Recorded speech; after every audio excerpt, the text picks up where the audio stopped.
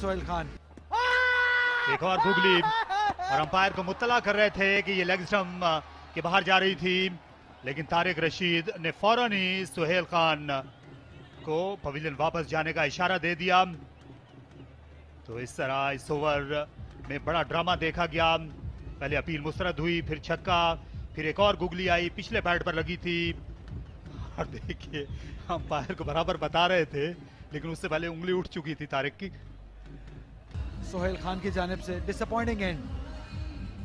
106 पर फिर पैड पर लगी, और एक और फैसला बॉलर के हक में गया। इस मरतबा बड़ी विकेट, सरफराज अहमद गुगली को रीड नहीं कर सके, और विकेटें इस वक्त सस्ते में निकल रही हैं सिंध की।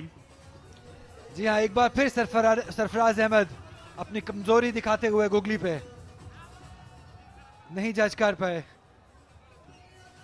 और अंपायर का फैसला ये आउट। एक मुश्किल मरहले पे सरफराज अहमद अपनी विकेट गंवाते हुए, एक ऐसे मौके पे जहां पे जरूरत थी सरफराज को विकेट पे रहने की। 45 रन बनाए, अच्छी इनिंग खेली। उमर सदीक इस बार पे बोल्ड कर दिया। जाहिद महमूद ने कहा कि मुझे नहीं जरूरत है विकेट कीपर की। यह तीसरी विकेट जाहिद महमूद की, उनके लिए बड़ी खुशगवार शाम। बड़ी नफीतुली वो बॉलिंग करते रहे हैं। एक और गुगली और एक और शिकार, इस बार काशिफ भट्टी जो सिंध के लिए आखिरी उम्मीद थे, उम्मीदों के खिलाफ। एक और हवा में बॉल है, फील्डर नीचे है, और एक आसान सा कैच सैफ बदर की जानिब से, और मैच का इख्तिताम हुआ।